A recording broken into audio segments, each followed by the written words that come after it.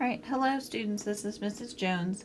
We're going to be continuing our conversations about yield percent and food cost. I have a menu, or I have a recipe here. On the left hand side I have the amounts that are going for the recipe, and then I have over here the cost of each of those per pound or per gallon. So the very first thing that you have to do when you're thinking about a recipe, remember we got to connect our yield percent to this.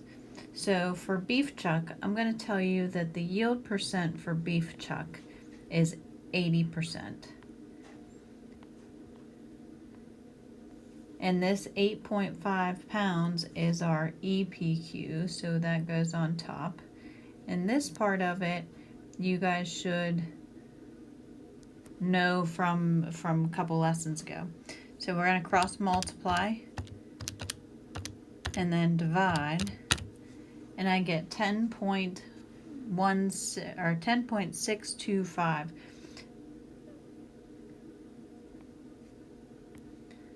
I can't order parts of a pound, so that means I'm going to order 11 pounds.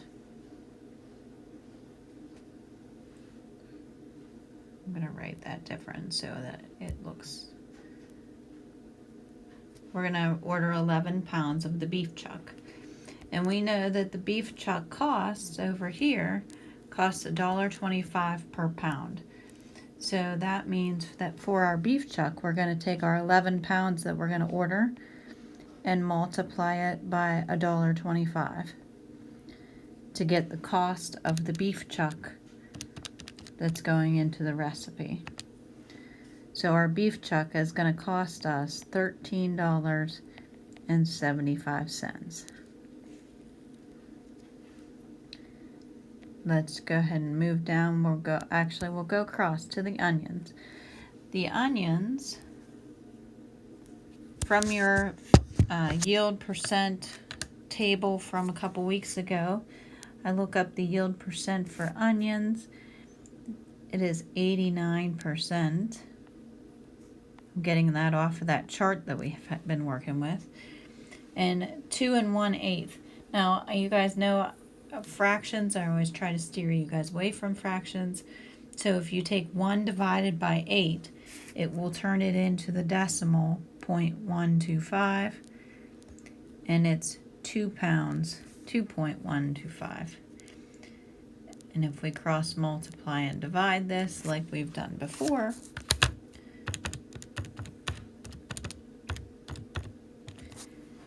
we're going to get that we need 2.38 blah blah blah blah blah pounds of onions. But again, we're going to round that up and say we need 3 pounds of onions.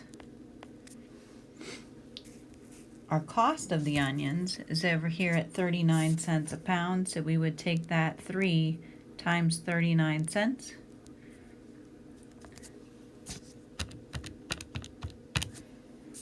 And it means our onions for this recipe would cost us $1.17. So, baby carrots. Baby carrots. We need 4 1/4 pounds. That's our EPQ, 4.25. For baby carrots, I'm going to use the yield percent of 82.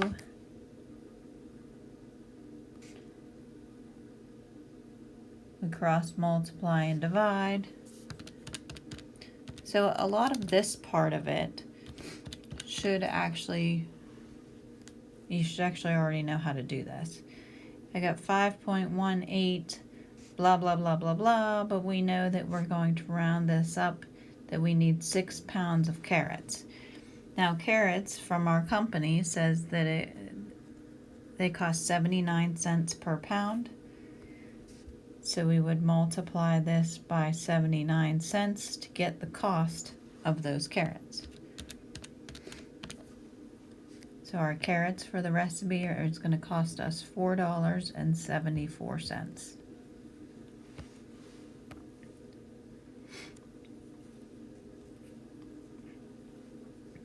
Celery.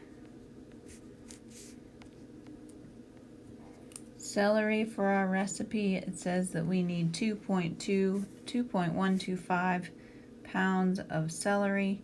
That is our EPQ. That's what's going into our recipe so that we can eat it. Celery has a yield percent of 75%. If we cross multiply and divide, we're going to be able to tell how many pounds we should order. And we get 2.8333. And we need to round that up to the next largest pound. We know that our celery costs 69 cents. So we multiply that by 69 cents per pound. The celery for this beef stew recipe is going to cost us $2.07. Green peas.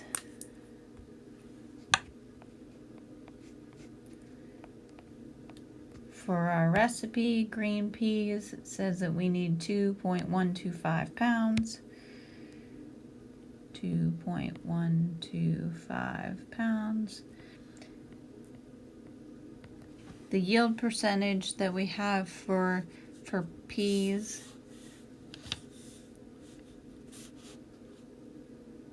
is 38%, because we have to, from this company, we have to buy them in the shell, which that's not ideal. There's probably a cheaper way to do it.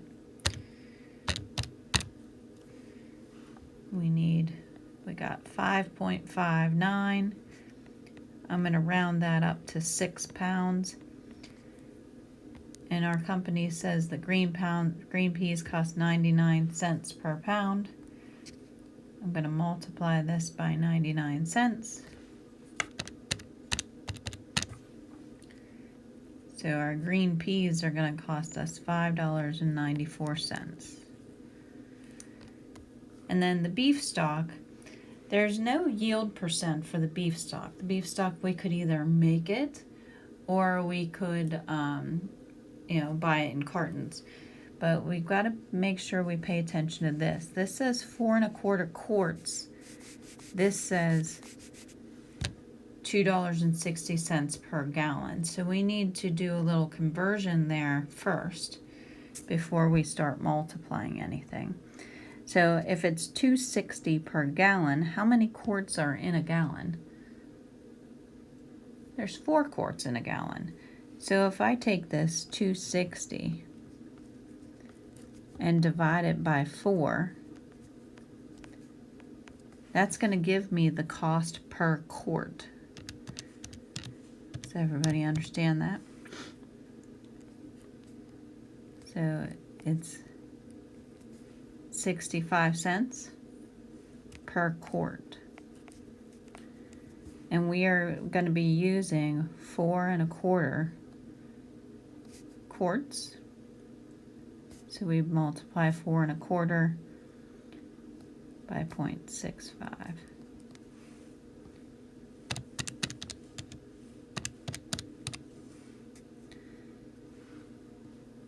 And our cost of the beef stock is going to be $2.76.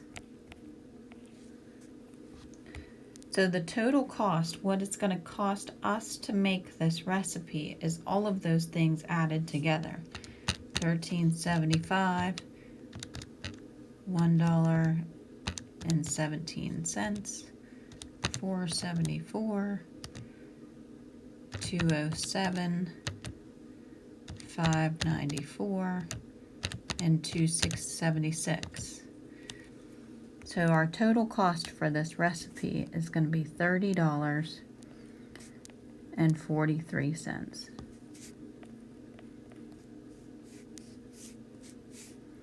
The only thing that we haven't taken into consideration are the spices for this recipe, the cost of the salt, pepper, whatever other kind of spices, oregano, or anything that we would be putting into this. That's a small portion of the cost. A lot of restaurants don't even do that, okay? So therefore the total cost of one portion, if you look up at the very top of the recipe up here, it says that it makes 17 portions. So if we take this total cost of our whole recipe, 30.43, and divide it by 17, that's going to tell us how much one portion costs us. One portion is costing us as the restaurant $1.79. Now going forward with this, we're going to be talking about what's called food cost percentage. And if you ever watch Bar Rescue on Spike TV, John Taffer deals with a lot of restaurants and he talks about food cost percentage. Food cost percentage is a very important thing that will help you determine what you're going to place the item on the menu for. We'll be talking more about it in the coming weeks, but it's got a formula similar to what we do for yield percentage. It says if we are using a food cost percentage of 25%, oops, I don't need to put the percent signs in there, and this is over 100. FC stands for the food cost. How much does it cost us to make it? And then MP stands for menu price. And you solve it the same way. You cross multiply and then divide. So when I cross multiply and divide, I get that the menu price should be $7.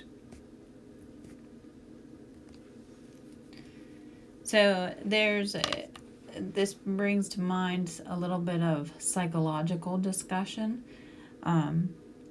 Some people believe that $7, people won't buy it for $7.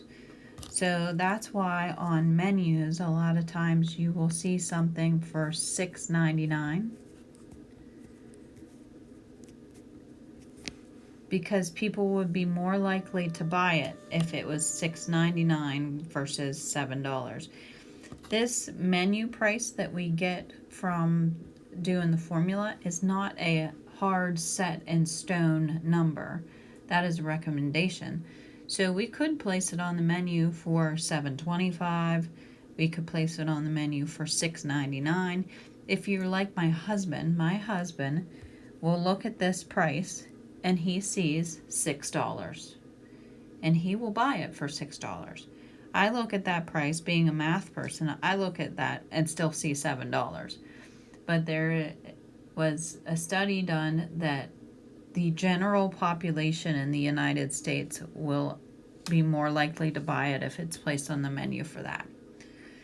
But like I said, we're going to be coming more into food cost percentage in the coming weeks.